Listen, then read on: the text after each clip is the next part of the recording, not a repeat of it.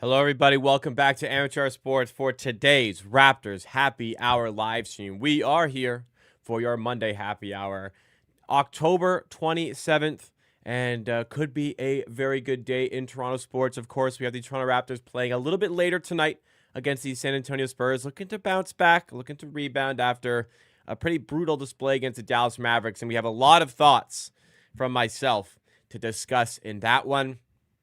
Talking about how bad they played on defense, talk about how bad Jacob Poeltl has played, talk about how bad Immanuel Quickley has played, but also, like, some of it, offense has been good, but a lot of defense has been very bad. So we're going to talk a lot about that over the course of the stream today. So, yeah, strap on in. Should be a good one, but should be a lot to discuss even after 3 games. Hopefully we can gather some good thoughts, and hopefully they can rebound well, like I said, and play better tonight against the Spurs. But it doesn't come any easier than it did. I mean, if it wasn't working against Dallas, the San Antonio Spurs are going to be able to exploit a little bit. So, again, lots of stuff to discuss, but let's get things started. First of all, how's everyone's doing? Happy Monday. Happy new week. Not so happy. Mondays never are. How about the happy hour? Like I always say, the Monday happy hour, nice little boost. Nice little boost to get you through the rest of the week. A little bit of a pick-me-up, if you will, that helps get you through the rest of the week. So hopefully that's what we can do here. Make sure you guys hit that like button if you enjoy. Make sure you guys are subscribed as well for more Raptors content like this. We're live for the happy hour every Monday, Wednesday, and Friday at 5 p.m. Eastern. We're live for as many Raptors games as I can do 15 minutes before the start of the games. And bonus videos throughout the week. So there you go. That's what we have. Hope everyone had a great weekend. I had a very busy weekend, but it was good overall. 3 straight nights with what did I do Saturday? I forget what I did Saturday. When was the game? No, I remember. I was with some friends Saturday night. I was hanging out with family Friday and Sunday night, so yesterday. So very eventful. I'm very well fed from the weekend, from all the festivities. I had 2 Thanksgivings this weekend, 2 late Thanksgivings this weekend. So ate good. Friday with my parents. Ate good for the World Series Game 1. And what a game it was. My goodness, Game 1 of the World Series, the Blue Jays just completely blow the Dodgers out of the park. Just continue to get contact on the ball. Had a lot of really good plate discipline in that game, and it came up good. Just took advantage of their opportunity in that was it the 6th inning or 7th inning? They put up 9 runs, whatever it was. Just amazing. And it's not always fantastic to enter Game 2 with like the mentality of I don't know if the players did. I mean, I'm just watching it, so what do I have an effect? But my mentality going into Game 2 was like I'm pretty cool with 1-1 split at home. Kind of tough, but like now you go to the Dodgers, you just need to win 1 of the 3, and you're coming back home to play some crucial games. So again, not like the best way to think, but it is the Dodgers. It is quite a mountain to climb. I do remember the Raptors series against the Golden State Warriors. Of course, the Raptors won Game 1, lost Game 2 at home. And Nick Nurse famously, after Game 2, said, let's go get one of 2, essentially. I'm paraphrasing, but he said like 1 of 2 in the Bay. And Kawhi said, fuck that, let's get both. Of course, they got both. Lost at home Game 5, but then won in the Bay once again in Game 6. Hence why there is a Golden Gate Bridge on my arm, because that is where they were able to conquer the NBA and win, of course, that NBA championship. So, again, the mentality, maybe not the best for Game 2 from myself. But, hey, I'll take it. We're going to the Dodgers. We're in the series. And let's see what we can do. Game 2, like Gossman made very few mistakes. And as often with Gossman, when he makes a pitching mistake, he gets burned, and he gave up a couple home runs. But, I mean, in the end, the Jays scored 1 run. They could not touch Yamamoto in that game. I mean, as somebody who with age has grown to really appreciate pitching, that was an artist painting their masterpiece. Like what a game from Yamamoto overall. Tough to touch that. So, anyways, Game 3 tonight, big Game 3 tonight. We'll have a watch along actually for that one. We'll have a watch along, dual watch along that is. I'll be streaming the games at the same time. I'll be doing a dual watch along for the Raptors tonight against San Antonio Spurs, as well as the Blue Jays against the Dodgers. So I'll actually put a link for that in the chat, and I'll pin it so you can go to it later. But that'll be live at 7:45 p.m. Eastern Time. All right.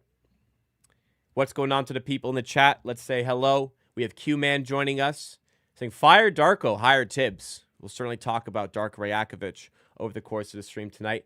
Nancy H says, I hope Walter can play tonight. I believe I saw this morning that there is nobody on the Raptors injury report. I'll just verify that right now to make sure that is the case. But my understanding was this morning there was not one single player on Toronto Raptors injury report. So it should be full throttle for the Raptors tonight. Yeah, they don't have anybody listed. There's not even any data from the injury report. Nobody's on the injury report for the Raptors tonight. All hands on deck. Andrew the Gamers 905 says IQ will hit his shots, but RJ has shown zero improvement on defense. Well, we'll talk about the defense. We'll talk a lot about Immanuel Quickley. I'll save it for kind of when we really dig into it. I mean, let's not ignore how bad Immanuel Quickley's defense has been, though, as well. I agree on the shots, but they're not falling, and his defense has also been poor. Q-Man says, Wemby going to drop 40 on us tonight. Wemby's come out the gates pretty hot, and he's playing against a team that can't stop any big, let alone maybe, like, the best one, probably the second best one in the NBA. He's playing like an MVP right now, Wemby, for sure. A V2 Classic says, I feel the Raptors are not making the playoffs. I mean, I always thought it'd be close. I said it. I always said it's just above 50% chance for me they make the playoffs. So there's a chance they don't, of course. But we're not going to jump to monster conclusions after 3 games. But not a promising past 2 games for sure. Another season of $1. Let's see this playoff money this year. Well, let's hope they make the playoffs, Terrence Davis. For sure. Spartan Thornton, I'm pretty sure Yak is dealing with a bad back. He looks he's playing at 60%. We'll talk about Yak. Sorry to defer a lot of these comments, but we'll talk about Yak and we'll talk about the bad back. Lots of thoughts on this. Let me just get through the chat here, and then we'll really jump into where things stand for the Raptors. I'm nameless. Says once you heat up, things will change. Essentially, yeah, I'm kind of with you there. And Spartan Thorne says IQ shouldn't have as many shot attempts as Brandon does. That's not good. I kind of disagree. Like what was last game? Maybe I took 16 shots. Well, 16 I guess is a lot. The threes I'm okay with. I think he needs to shoot a lot of threes. But like some of the twos, like man, like I'm okay with like floaters. But floaters are like very inefficient shots typically. When they're like good floaters are inefficient. Typically, but it's like, okay, you got to find some ways to pressure like a defense. So, you take it for some point guards. But like some of these off balance ones he's taking are just horrendous. Like they're just so detrimental to the team. That coupled with like he's just not hitting threes. It's bad. It's definitely bad. It's very, very bad. NBA's about matchups. It was a scheduled loss just like tonight will be as well. Sorry, didn't mean to press that. Sure, the NBA is about matchups, but to say that Dallas Mavericks are a scheduled loss is outrageous. That's absolutely like a team in our area, in our bubble. Like the Raptors were playing away from home in Dallas. The Raptors were favored in that game.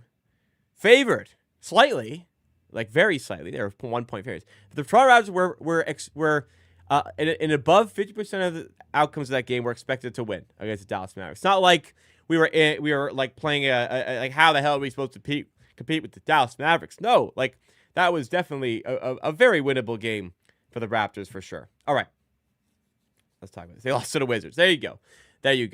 All right, let's dig into this. Let's dig into this game because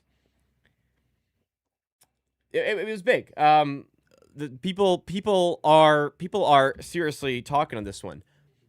I have never seen this much unity amongst the Raptors fan base to be so negative about one performance in maybe my entire time covering the Raptors, other than like huge games like the play-in tournament loss to the Bulls. Like for a regular season game to drum up this much disdain for the team is truly incredible. And it was a very poor performance against the Dallas Mavericks and a little bit spilled over from the Milwaukee Bucks. But there are some, even though it's early, there are some very, very bad signs for this Raptors team that need to be addressed by the team and that we need to address here. Now, again, we're 3 games in. We've got a lot of games to go. There are 79 games remaining in the NBA season, okay? We've got loads of time to sort this out. We got loads of time for guys to get healthy. All that stuff. That's the preface for all this. But some of these things that we're seeing are very, very alarming. Like stuff that cannot continue and needs to be addressed immediately so that it does not continue. And I think first and foremost for the Raptors is the defensive side of the ball. I mean, here I was just a few days ago hyping up the change in mentality for the team right before they played their second game of the season against the Bucks, and I was hyping up their defense, hyping up the change in mentality, and all that's great. All of like the mentality changes are great, and I'm happy that they're buying into this defense first mentality. But also, if you want to buy into your defense first mentality and your work ethic, you need to actually like play good defense and work hard on the floor. And certainly against the Mavericks, but also a little bit against the Milwaukee Bucks, that was not the case for the Raptors. Like, good tweet here from William Liu, who said the Raptors don't even have the fundamentals down for a team that prides itself on defense. So many transition baskets allowed and no help when they get beat off the dribble. Like, yeah, we saw that in droves in both of these games. Josh Lewenberg of TSN brought up that they gave up 10 dunks and 5 layups in the second half alone, not something that they can accept. 15 easy buckets right at the rim in the second half alone of that game. And now they're about to play against Victor Wembanyama, a completely different beast. Like, we've seen this guy get like near quadruple doubles against us. We saw this guy get a triple double with blocks against the Raptors previously. So like you need to have these things sorted out and addressed, and you can't go on with things like this. Like, here's a play from the game against the Dallas Mavericks, and Barnes is not the biggest problem on defense for sure, but like, this is a guy who's starting his max contract, right? This is a guy who's supposed to be the leader of your team.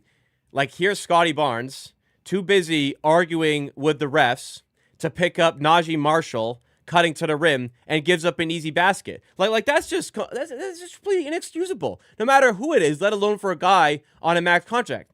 Too busy arguing with the refs while a play is in motion, and they gave up an easy basket as a result. Like that's so infuriating and completely inexcusable, and I certainly would hope is addressed by the coaching staff. Like, this is a team that is priding itself on its work ethic and defense, doing things like, and that is like the leader of the team doing things like that. Like just completely unforgivable on something like that. The amount of times they were beat in transition on fast breaks was ridiculous. Like, you just cannot possibly claim defense and play like this. Now, going further down where things went wrong, the Raptors cannot stop opposition bigs. Like, they just have no answer for opposition bigs. And a big reason why is the play of Jakob Poeltl. He has been very, very much given a ton of criticism on social media. And part of it is valid, but I think it's also fair to say, and there was a comment that said this. It was from Spartan Thorn, who said, I'm pretty sure Yak is dealing with a bad back. He looks like he's playing at 6%. That's got to be what it is. Like, we saw Jakob Poeltl last season and how well he played for the Raptors, particularly on the defensive end of the floor. And he's not himself right now. And it is absolutely showing. He's very slow out there. He was getting beaten like very easily by the likes of D'Angelo Russell and Cole Anthony when he had to defend them in space. But he was getting beat up by opposition bigs as well. Jakob Poeltl's clearly hurt. And you know, as much as like you wanted to step up, it's tough to say, like, with his health condition right now. And as much as like Mamu Kelishvili with a good signing and he's playing well for the Raptors, that's the guy he signed to be a backup big. Like, it's still a very glaring issue that beyond Jakob Poeltl, there's no rim protection on this team. So when Jakob Poeltl is hurt, and we've seen in the past few years he's missed some games, like, what are you supposed to do? Are you just supposed to completely give up on being able to protect the rim because this guy is hurt or this guy's not playing at 100%? Like, how for years have we still not addressed the need for some backup rim protection on the team? And like, don't even give me like the Christian Koloko thing or the Ulrich Shamshay thing, as much as those are horrible things that happen to the organization and to the players especially. But like, neither of those guys were equipped to be playing like big NBA minutes at the time that they left the teams. So that's not even an excuse either. They still haven't been able to address in those areas. But beyond that, like RJ Barrett still hasn't improved defensively. Grady Dick still hasn't improved defensively. Immanuel Quickley has been awful on defense to start this season, and we'll touch a lot more on Immanuel Quickley because, like, my God, has he been terrible out the gate for the Raptors this season. It's just, this is the season that we started. We started the season this year by saying, like, there's no more excuses here. Like this is the time to show up. Like, this is IQ's second year of his $32.5 million per year contract. This is Scotty Barnes starting his max contract year. This is Brandon Ingram trying to prove to the league how good of a player he can be, trying to prove he's worth the money we gave him. RJ Barrett trying to prove what his worth is in the league with a contract year looming in the near future. Jakob Poeltl trying to prove he's worth his contract. Darko Rajakovic, third year. It's time to start winning games. And this guy still can't put together a solid defense on a consistent enough basis. There's no more excuses. Like, this stuff needs to be fixed. And we've given these people a lot of time. Like, Barnes was poor last season. We're giving these people time, and there's been good things there. But, like, again, it's not as much Barnes, but, like, that play there I showcased. Completely leaving Najee Marshall because he's too busy arguing with the refs. It's Immanuel Quickley still not improving on defense, and he cannot hit a fucking three to save his life to start the season. There's a whole lot of time to fix these things, but they need to, like I said, these need to be sorted out early because we cannot go in a hole here. We cannot get in this sort of state at the start of the season at all. Like look at the status of D'Angelo Russell box scores to start the season. Like, this is just, like, this is including pre, but this is just, like, ridiculous. Like, you're letting a guy who scored zero, like, well, maybe, probably not a lot of minutes there, granted, but 6, 6, 1 points. 6, 6, and 1 points. 1 point, 2 rebounds, 3 assists in his last game against the Wizards. The Dallas Mavericks lost to the Wizards. Wizards are awful. Then he puts up 24 fucking points against the Raptors. Like, that's just crazy. That's just crazy. So we need to get these things sorted out soon. And hey, there's a lot of time to get these things sorted out. But, like, you cannot let yourself get into this state early and let this stuff fester. Like, it's just so confusing. It's so hard to also, like, evaluate some of these games. Because, like you had this, like, this game where Barnes was 13 of 24 with 33 points. Like, that's amazing. Brandon Ingram, 10 of 16 with 22 points. That's great. Barrett was 7 of 13 with 16 points. Like, it's so difficult to actually, like, dissect these games. Mama Custody, 6 of 8, 16 points. It's so difficult to, like, dissect these games because it's just so hot and cold all the time. Like how do you even evaluate this where sometimes the offense looks fantastic in flow, everyone's in rhythm, they're moving the ball well, great movement. And then sometimes it looks completely stagnant, like they cannot move the ball whatsoever. It's just an absolute mess. And then defensively, sometimes they're rotating like crazy. They're being super aggressive. They're wreaking havoc there. And then other times that they can't get anyone to play help defense. They can't get a single stop. They're getting beat consistently in transition. Like, these are all within the same game. It's like the weather in Toronto where it's hot and then it's freezing and then it's raining and then it's hot again. I was like, how can it just be so different so often in such a small sample size? A lot of this stuff needs to get sorted. It's not on like one individual person. A lot of people that need to get fixed up.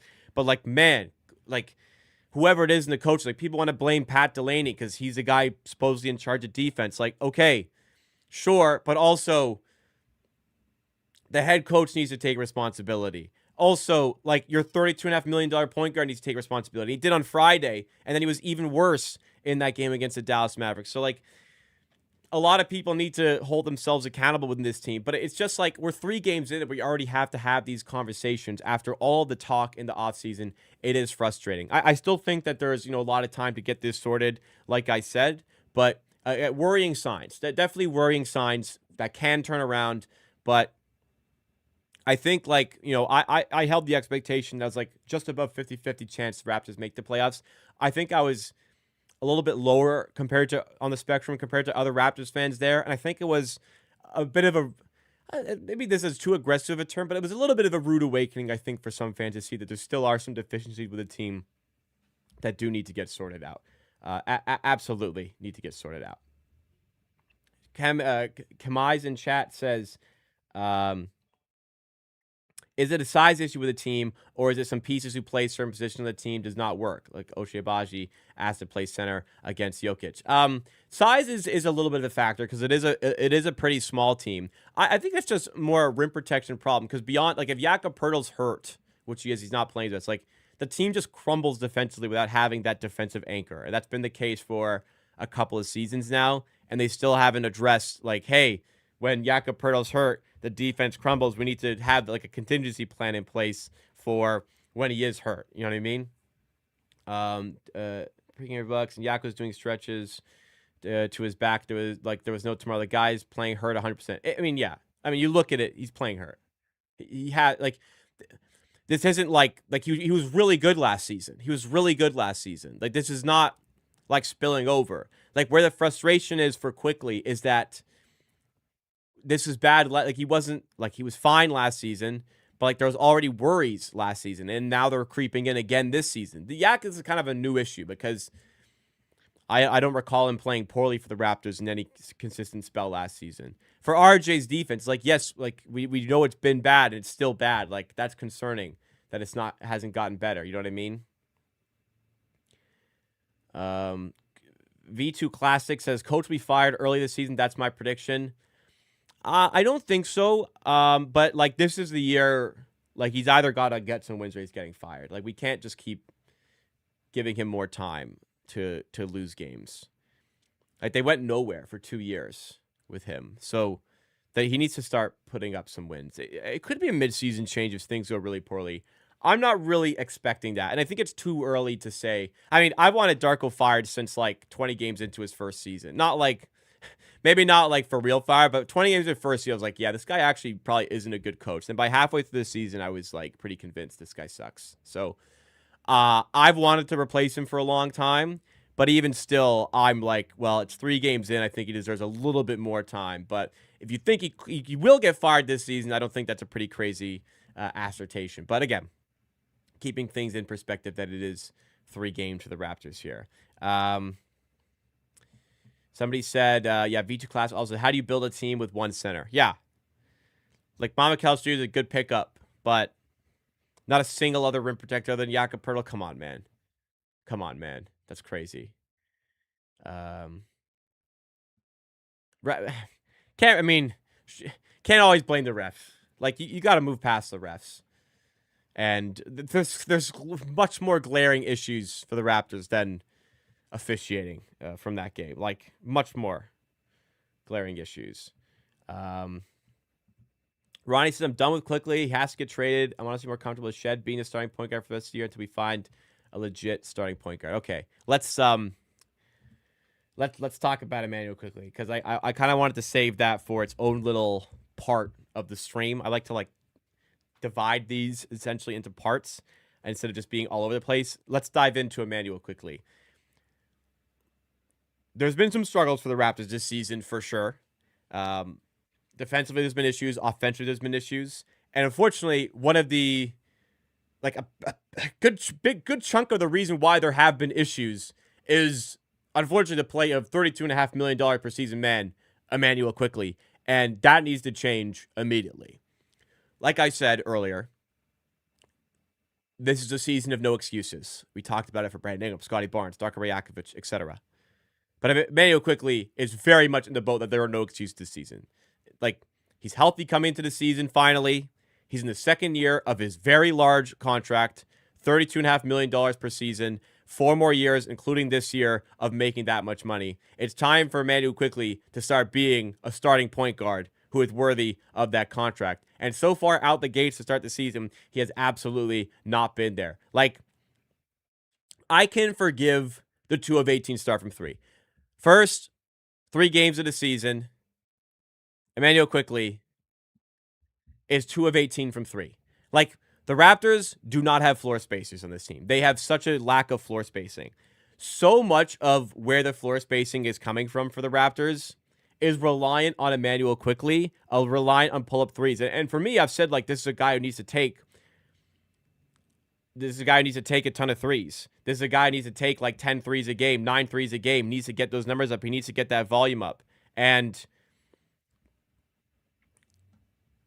volume hasn't really increased because he's not hitting his shots. He is not knocking down his threes. Like, that's a problem. Like, as much as you can say 3 games into the season, we'll preface again by saying it's 3 games into the season. So, part of that is fine, absolutely. But also at a certain point, like, we need you to start hitting them. But, like, you can trust Immanuel Quickley to be able to start hitting his threes. You can trust that sort of thing will turn around. What is less forgiving is the decision-making on offense in a lot of areas and the lack of defense being played. Like, on offense, oh my God, like, some of the shots he's taking. Like, I like the early, some of the early shot clock threes are fine for me. As long as, like, you have space and you can take a pull-up. Like, I'm fine with that because I think, like, the spacing is important. He's very important to the lack of spacing on this team because, like, he's a good shooter, needs to take shots. But, like, some of these floaters he's taking off balance, some of these situations he gets in by dribbling into pressure is something the team cannot have, and the playmaking has not been good enough out the gates to start the season from him. Like, you watch Jamal Shed coming off the bench, and it's like the starters enjoy playing with him more. And that's a guy in his second year who struggled to make the NBA altogether and has done a great job in establishing a role for the Raptors. But, like, we know who Jamal Shed is and what he's done to get here. Immanuel Quickley is in a different boat. Immanuel Quickley is making $32.5 million, like I said, this season, and will continue to be making that much money for the next 3 seasons after this one. I'm growing a little bit impatient. I spent a lot of time defending Immanuel Quickley last season. I spent a good amount of time, not necessarily defending the contract, but saying, let's let this play out. The contract's going to look better over time because of, like, the NBA salary cap going up, and hopefully he improves with it. Well, he hasn't improved with it so far. I know he's been hurt, but, like, we're starting the season with a lot of these worrying trends that are frustrating, and he certainly can turn things around, and hitting some fucking threes is certainly going to be a start for him. But this needs to change immediately. Like, he was horrible on defense against the Dallas Mavericks. Like, that should be a matchup he eats up. The Dallas Mavericks point guard depth is horrendous. That is a matchup he needs to eat up. Instead, he was getting eaten up in that matchup by D'Angelo Russell, who had 1 point, one single solitary point in a game against the Washington Wizards before putting up 24 points against the Toronto Raptors. Again, these are all very small sample sizes. I have to keep saying that so that people don't bicker in the chat and in the comments.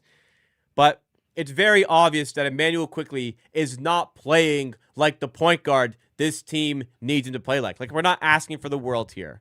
But we need some threes to fall down. We need some sort of resistance as the point of attack defender in a lot of occasions. And we need better playmaking and better decision-making in terms of playmaking to help this team and alleviate some of the pressure on this team. There is a lot of weight on his shoulders from a shooting perspective. He's like the only true floor spacer in the starting 5. There's a lot of pressure on that, and I get that. But there does need to be improvements on his end. So what needs to change for him? Can't get blown by as much on defense. Needs to provide some sort of resistance there. Some of that becomes easier when Jakob Poeltl's healthier, because clearly Jakob Poeltl's not healthy. So it's a little bit easier when you can usher a player towards the paint when they're met by a very good rim protector in Jakob Poeltl, who has not looked like that this season. On offense, like, stop forcing things. Oh my God. Play in rhythm. Play within, like, your teammates in the system, in the rotation. My goodness, some of the things that he's trying to force up, like I said, some of the floaters and some of the shots just need to start falling. Like, look, I can forgive, like, he was 0 for 7 to start the season against the Atlanta Hawks. He was 1 of 4 against the Milwaukee Bucks. He was 1 of 7 against Dallas Mavericks. Like, he started poorly. Is that like spilling over into the other games? Is he just, like, not confident in his threes right now? Does he just need some to start falling? Sure. I think that, yeah, the threes will start to fall. Like, that's a player you can rely on to hit threes at a pretty consistent clip. Shots just need to start falling.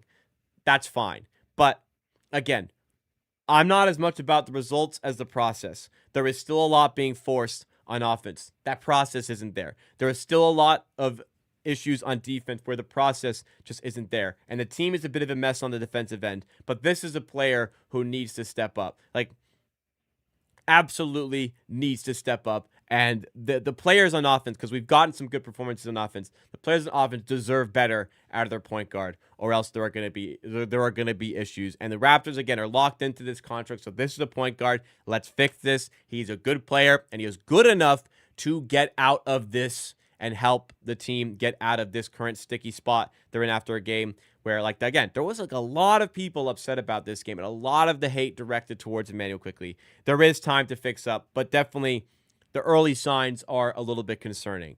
The contract, again, I asked for time on this contract because like I said earlier, salary cap is going up.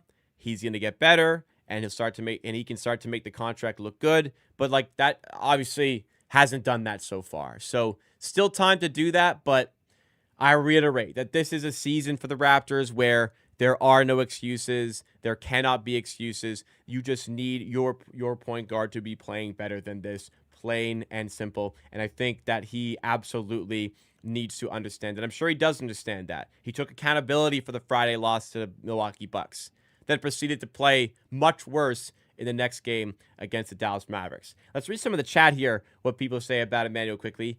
Denise in chat says IQ panics a lot, especially when he's driving the lane. We need a point guard who can be calm, who can calm the ship, not stir the waves. A pretty good point there, where he kind of just drives into the paint sometimes without a real plan on what he's going to do, and that does lead to some problems sometimes. Dr. Risington says IQ's overrated, don't shoot enough. The thing is, he isn't a dead-eye shooter. Only time he shoots threes when he's wide open. There's no ice or off-the-dribble threes in his game. IQ simply ain't like that. I'm okay with the being open, hitting your threes.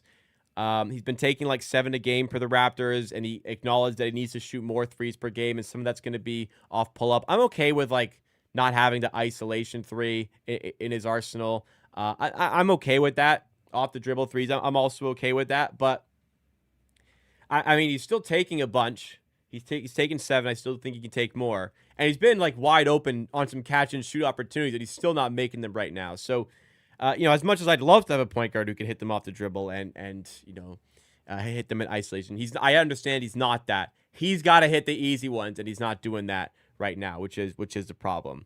Spartan Thorn says he presses up too much and he gets blown by that way. Yeah, I whatever the reason is, he needs to find a way to either stay with this guy if he's going to be aggressive there, or he needs to move his feet better and stick with players, because it's not like these all-star point guards frying us. It's like Ryan Rollins, it's Cole Anthony, it's D'Angelo Russell in 2025.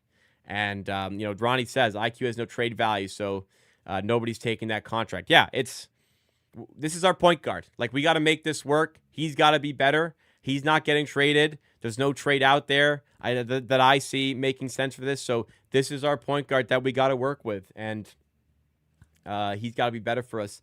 100%, absolutely. I really do look back on it was a bet when we made the trade, but I do look back on that OG Anunoby trade and think man, how big of a player OG Anunoby could be. When we traded OG Anunoby, it was a showcase that we were expediting this rebuild. That we were not in this game for a long-term rebuild. We wanted to turn this thing around quickly.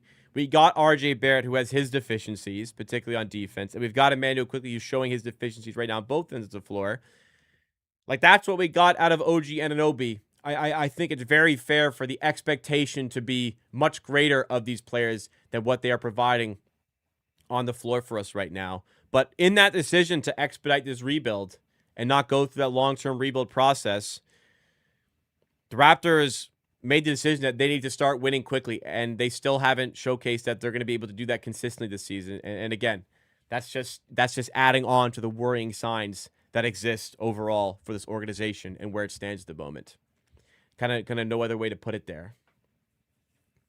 Joaquin says, yes, you don't get mad at me, but I think Yak was one of the problems yesterday. There was one play, I think the third, where Yak gets the ball, he sides passes out, he should be aggressive. Yeah, Yak's been awful. And he's clearly playing hurt, but he's been awful. And it's the best we got because we don't have any other player who can protect the rim on this team, essentially. So he's hurt, he's playing through it hurt, but he's looked bad, and we need him to be better, whether it's health or not.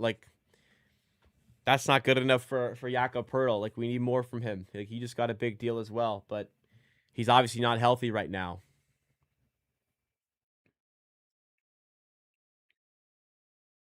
Clean up fourth quarter. You clean up defense everywhere. Clean up fourth quarter defense. What are your thoughts on Mama's performance so far? Mama has been great. Like, he's playing above the contract we signed him for. A very rare occasion, it looks like, where a Raptors free agent signing is going to work out. But for the backup big, like, he's great, but we need somebody else. Like, we need a player who can protect the rim there as well, for sure. But I can't blame him for being what he's not. They signed him to be what he is, and he's been good. So I can't fault him for that. IQ simply isn't a point guard. He's better if he just plays free as a scorer. We can't force him to be a floor general. We already have that with Barnes already shed as well. I know, but yeah, I'm not disagreeing with you, but the state of the team is he has to play point guard. And he has to be better there. Like, what we get another point guard? If we do that, then Quickley's got to defend down at shooting guard or defend up at shooting guard, and he's proven it difficult to even defend at point guard. So it alleviates a little bit if you can play him at the 2, but you need to get the 1 to be able to do that with him. As far as right now, he's the point guard. He needs to play better as a point guard.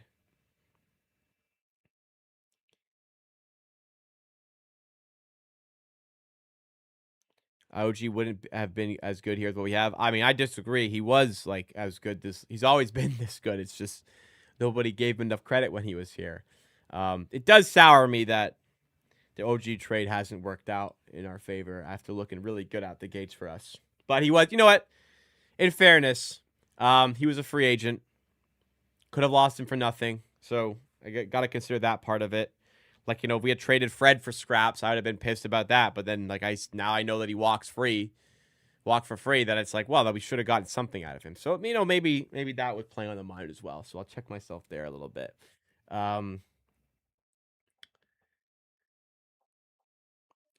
Dr. Ridington says, given a roster inefficiencies, if as a collective they play great defense, great, they should be good. Same way they played against the Hawks, even some stints versus the Mavs were okay. That's the issue. It's just against the Mavs, it was so hot and cold all the time. And it was just concerning how they weren't able to keep engaged for the 48 minutes on that end of the floor. I don't know what that comes down to. Leadership, coaching, individuals, a mixture of both, a mixture of all three. I don't know. But it hasn't been consistent enough for the Raptors here for sure. Yeah, it's frustrating. I do wonder how much of it is on coaching, but like I told you, I haven't liked him for a long time as a coach. So you think RJ's impact on offense negates his negative impact on defense? It's probably, like, the thing about Barrett is, like, Barrett has to play really well on offense for it to, like, negate, to use your word.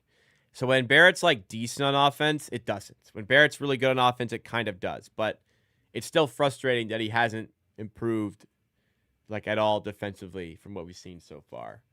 A lot of the time, I think it's neutral. But the style of RJ Barrett's offense makes it a little bit harder to defend that aspect of it. But his defense, man, it hasn't been good enough, along with many other people on this team. It is 3 games. Like I said 400 times already. It's 3 games, but nip it in the bud, man. Like, get this shit sorted early. Don't let this fester. I don't want to be at 10 games. Like, okay, well, we haven't fixed it in 10 games. Now we have to worry about it. Like, fix this shit early. Work ethic not being there. How the fuck are you 3 games into a season and you're losing motivation to work? Like, this is not this outrageous Dallas team. This is Dallas figuring out a lot of things. This is Dallas who are decimated in the point guard depth category. This is a Dallas team that lost to the freaking Washington Wizards. They got smoked by the San Antonio Spurs. That's by double digits to the Wizards, for crying out loud. This is not some this incredible entity we can't beat, Work ethic is the biggest thing for me, because you can miss all your shots. You can make mistakes, and some of this stuff is in your control. Some of it is not. But what is always 100% within your control, no matter what the situation is, you can always work hard. And when you don't do that, there is no excuse, but there's literally nothing that is stopping you from doing it beyond yourself. That's why it always gets me the most rattled when there's a performance like this. RJ has been a positive in my opinion. I know he's the most likely to trade. He's actually fit a lot better than I thought he would. I agree. I think this season, offensively, he's been great. That game in particular to Mavericks, he was bad on defense. I think on like the positive negative spectrum, he probably leans towards the positive side of it. But I think the Raps can still stand to find even better fits there. But he's been good, especially amidst all of the trade talks that are going on. Barrett has played fine, and he has the offense for the most part has looked good with him involved in it, and he's fit well there, better than I thought at the least. And I have Giannis. I'm not defending IQ's play at all, but a lot of people are saying, why do we pay him so much? Did you forget we are the Raptors? When you get a guy at the door like IQ, you have to lock him up. I'm not disagreeing with you. Navia says, sucks it hasn't worked. We take the risk as the Raptors. I'm not completely disagreeing with you, but it did feel like they came in a little bit higher on him. I thought he could play up to it. I was kind of hoping for $27 million or so. He got 32.5. I didn't think that was necessarily like this big overpay, but they paid more. They paid over what I wanted them to pay for him. But also, like, it's fine to like take that chance if you're the Raptors, but it's also on the player to play up to that contract that they were given. And it's not like, it's not like a Bismack Biyombo situation where it was like the Magic who gave him that ridiculous contract he wasn't worth, or was like the Hornets. I don't know. Somebody gave him some crazy contract after he left the Raptors.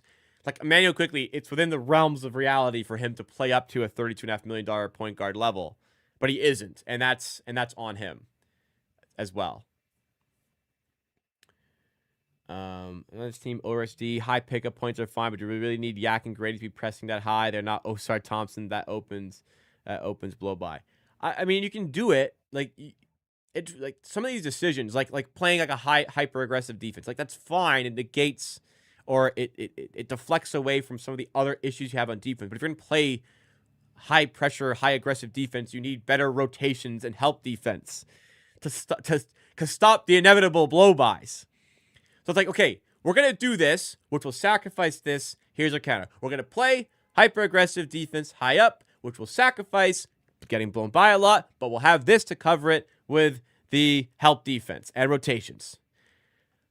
It doesn't make sense to be hyper-aggressive, high-pressure defense that allows blow-bys, and then also be really bad at help defense and rotation. It's plan, sure, but like we need to also have like we need to be a full-scale plan for the defense. What happens when our bad defenders who are playing high up get blown by, inevitably? We don't have the answer for that right now. What I remember from RD's advanced stats, don't lend to him very... No advanced metric is going to be kind to RJ Barrett. No. I mean, look, we're 3 games and I'm not going to dissect stuff, but we have years and years of evidence to back this up for RJ. Yes. Darko should ditch the aggressive defense, going to play Harden on his D because we don't have the luxury of paint protector right now.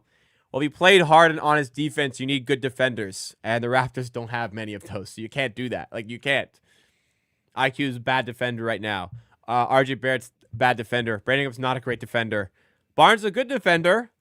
Jakob Poeltl is when he's healthy, and he's not. And then off the bench, Grady's a horrible defender. Walter's not a good defender. Shed is a good defender. You have that. Battle's pretty good on defense. Abaji's really good, but like Abaji's quite good, but doesn't make up for like some of the other deficiency areas. And when you have no rim protector, you're also putting yourself in a hole there as well. Adam Tavares, do you think they are trying to showcase RJ for trade talks? I just think they're playing him because he's good and he's better than a lot of the other stuff that they have, particularly on offense. If IQ isn't going to shoot, they need to have either Grady or Battle in the game at all times. Especially if they're down, that will open things up. I notice when teams play us, they defend the 3 very well. Well, they defend the 3 very well because Raptors don't have fucking shooting. Like, it's not that they're defending the 3 well. So Raptors don't hit them. Like, there's one guy in the starting 5 who's a spacer, and he's 2 of 18 this season. Other than that, like, Barrett, late contests are fine. Barnes, you can let him shoot with the way he shot the last year. Poeltl can't shoot, so you don't defend him there. Ingram, like, okay, light defense out there. And you're not super discontent. Like, if you were there with a hand up on Ingram, you're not discontented with that being the outcome of the play. It's not like our 3-point percentage is low because, like, this amazing defense. The Raptors don't have shooters and can't fucking shoot in the chances they have. Hey, buddy. Ronnie said, this is where Nick Nurse was a genius at times. He would find a defensive scheme to fit his roster and maximize their defensive. Nick Nurse is a very good schemer on defense. He also had, some better parts of defense. Like, people underrate how good Fred VanVleet was at point of attack. Like, that's very key to have, like, that first entry point, kind of sealed off with Fred VanVleet. But, like, you're right. Like, he didn't have, like, some of the best defensive teams at times, but he always knew how to use his teams, get the most out of his teams defensively.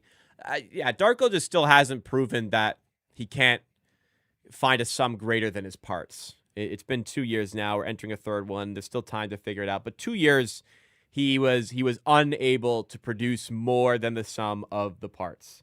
It was just, this is what we are. These are the players we have. If anything, like, it was probably worse both seasons than it should have been. So a lot of people have things to answer for on this team. Quickley's one of them. Like, that shit's got to change right now with Immanuel Quickley. Right now, tonight, that shit's got to change for Immanuel Quickley. We cannot keep on going with the way it has been going with him. Rotations. I mean, I don't love this massive rotation we're kind of employing. I mean, I guess last game it was kind of trimmed down to 10. There wasn't a lot of Jamison Battle. There was, like, no Jonathan Mobley. Played 2 minutes.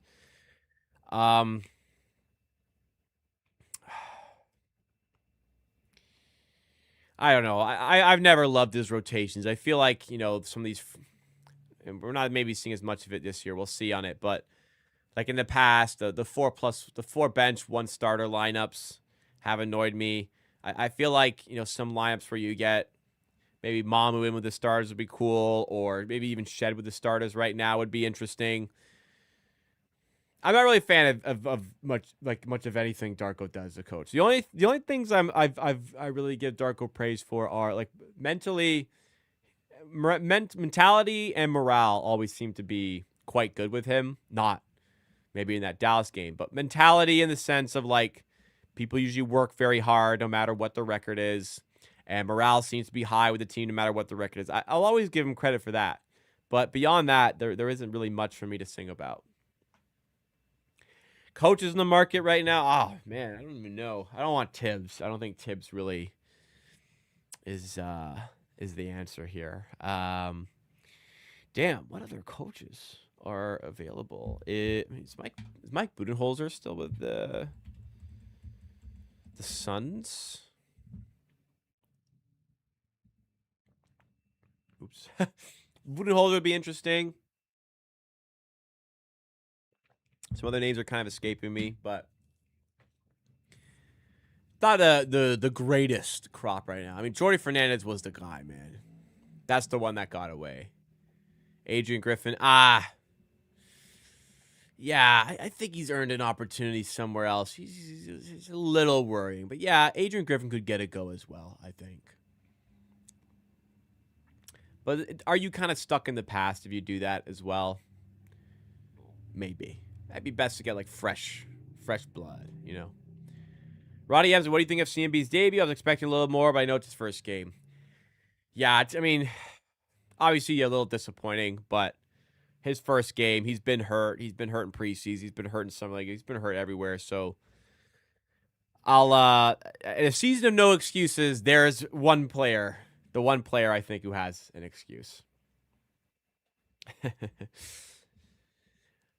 Again, just thinking about it more. Adrian Griffin would be interesting, but I'd like to I'd like to move in a new direction, you know? Fresh. Different. All right. Tonight against the Spurs. So tonight what we have coming up, watch alongs.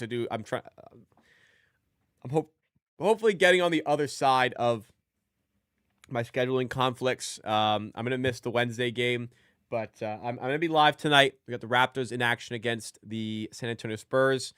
Going to be a dual watch along with the Toronto Blue Jays also playing at 8 p.m. So that's going to be a lot of fun tonight. But I'll be live for the Raptors and Blue Jays game tonight. What needs to change tonight? So obviously effort needs to be more consistent throughout the 48 minutes.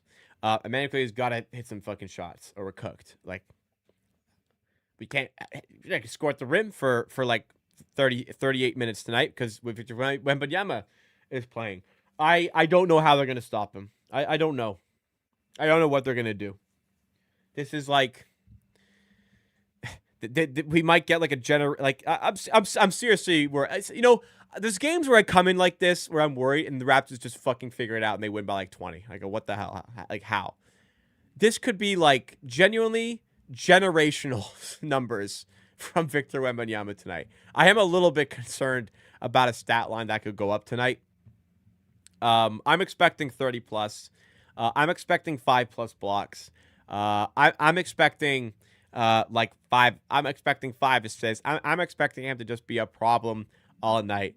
I think like I don't think he'll get the steals for it, but I think we'll get at least a 4x5 night out of him. It's not impossible for him to get a 5x5 tonight. I'm a little worried.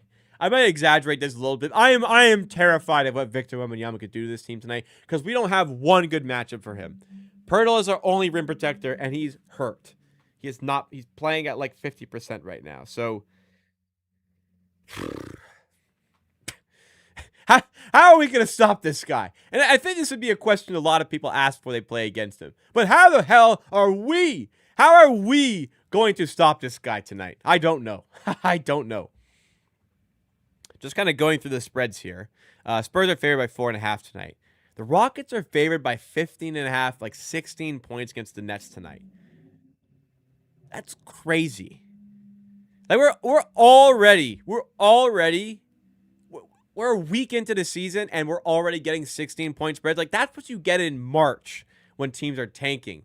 We have that in October. That's an insane spread. That's an abomination. I mean, it makes sense, but that is a absolute abomination of a spread right there. That team is so bad. Good grief. Good grief. Anyways, what are we thinking tonight? Last thing before we end off the happy hour. If you guys enjoyed, by the way, tonight, make sure you guys smash the like button. Help drive us up the YouTube algorithm. Let's see. We got a lot of people watching tonight. Thank you guys. 75 people watching. Thank you so much. We've got 13 likes. Come on.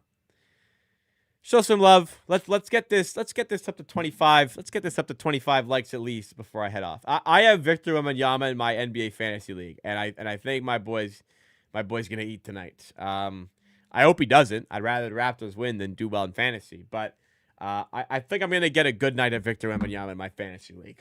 Yeah.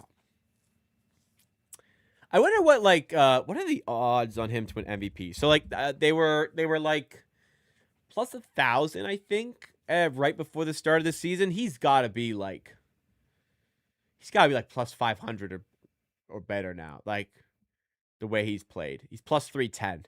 He's second behind Shai Gilgeous-Alexander. Yeah, and he's played like it, and he's absolutely played like it.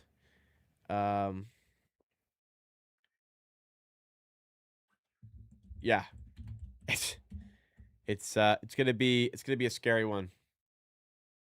It's gonna be a scary one tonight. What do I think about Royal Ivy? I don't know much about Royal Ivy. I don't know. I think we're okay. Isn't he old? I think we're okay without him.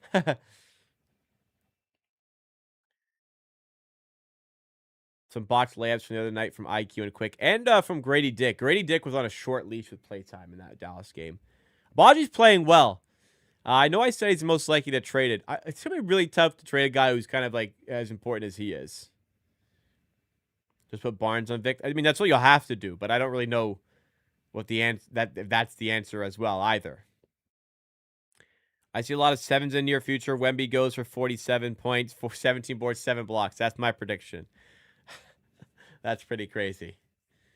Man, that'd be a lot.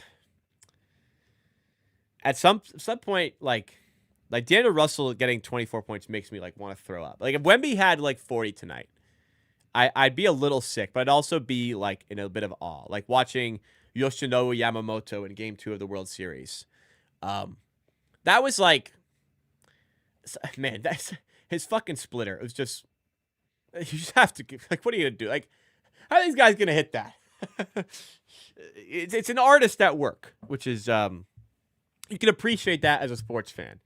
But I don't think it could get much worse defensively than that Mavericks game.